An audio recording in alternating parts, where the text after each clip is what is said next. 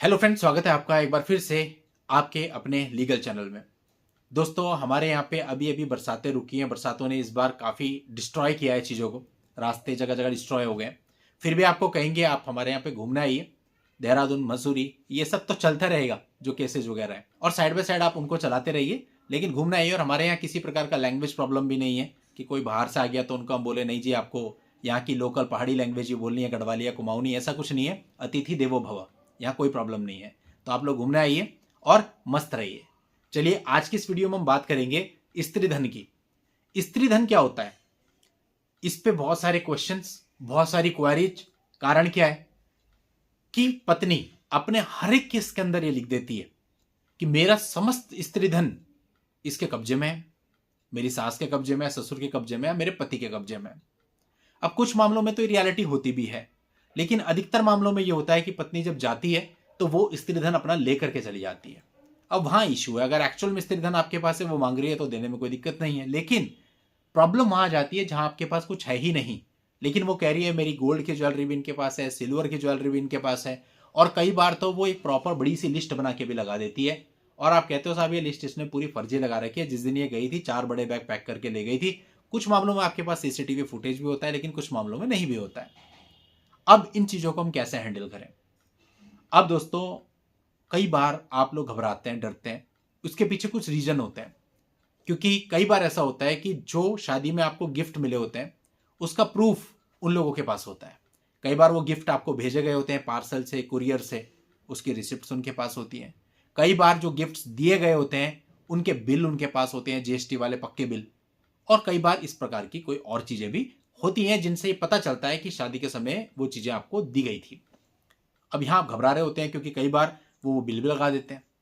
अब दोस्तों, आज की इस वीडियो में हम इस चीज को विस्तार से समझेंगे कि किन मामलों में आपको एक्चुअल में घबराने की जरूरत है और फैसला लेना पड़ेगा, और किन मामलों में आप बिना मतलब घबरा रहे हैं।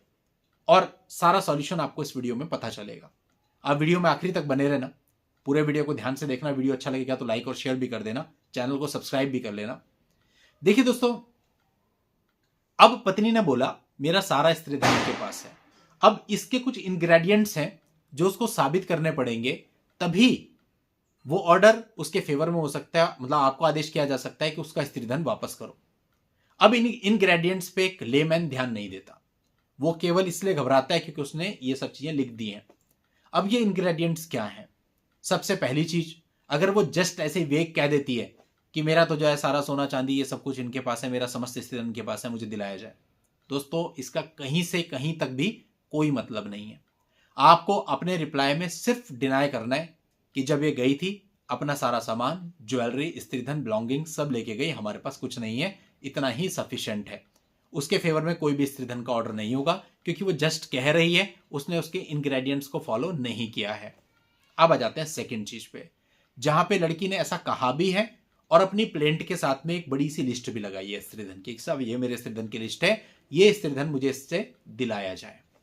अब भी दोस्तों आपको चिंता करने की कोई जरूरत नहीं है, क्योंकि जो स्त्री धन की लिस्ट उसने लगाई है वो जस्ट टाइप करके कंप्यूटर से निकाला गया एक प्रिंट आउट है।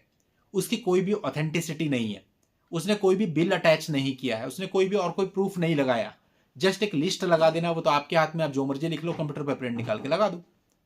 तो इसमें भी जस्ट आपको डिनाई करना है कि जब वो गई थी सारा सोना चांदी स्त्री धन सब ले गई, और जो इसने लिस्ट लगा रखी है फर्जी है, केवल कंप्यूटर से बना के लगा दी, इसकी कोई ऑथेंटिसिटी नहीं है।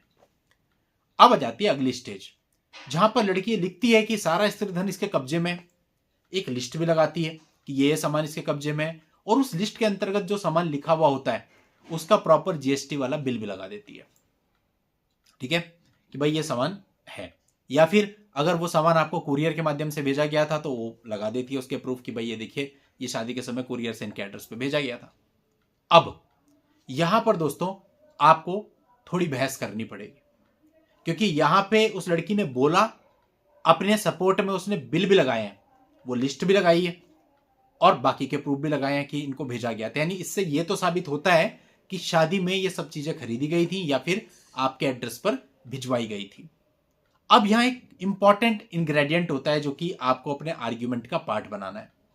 आप ये कहेंगे साहब जब शादी हुई दोनों पक्षकारों ने एक दूसरे को गिफ्ट दिए, ऑब्वियसली इन्होंने भी शादी में कुछ ज्वेलरी खरीदी होगी जो बिल इन्होंने लगाए, और हमने भी अपनी तरफ से कुछ ज्वेलरी खरीदी थी जिसके बिल हमारे पास है।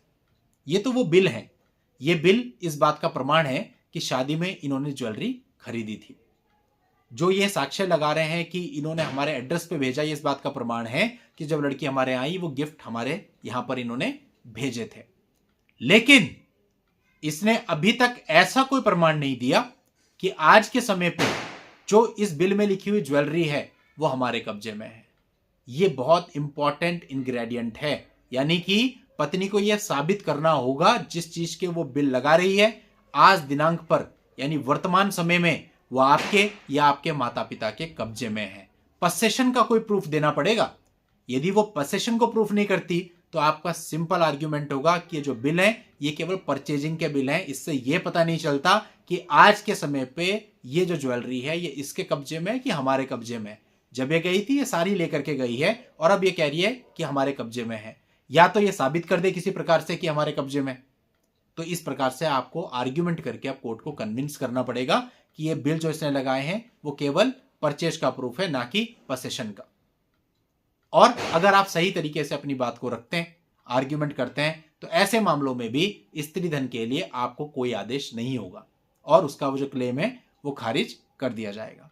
तो दोस्तों, स्त्री धन को लेकर के बहुत सारे लोगों के मन में हमेशा कंफ्यूजन रहती है, हमेशा परेशान रहते हैं, क्योंकि बहुत सारी क्वेरीज होती है। इसलिए मुझे लगा इस पर एक डिटेल्ड वीडियो बना दिया जाए ताकि आपको पता चले कि आप स्टैंड कहां पर करते हैं। और उम्मीद करता हूं इस वीडियो से काफी सारी चीजें आपकी क्लियर भी हुई होंगी। चलिए दोस्तों, आज की इस वीडियो में इतना ही। नेक्स्ट वीडियो में नई जानकारी के साथ मैं आपसे फिर मिलूंगा। तब तक के लिए good bye and thank you for watching. Take care.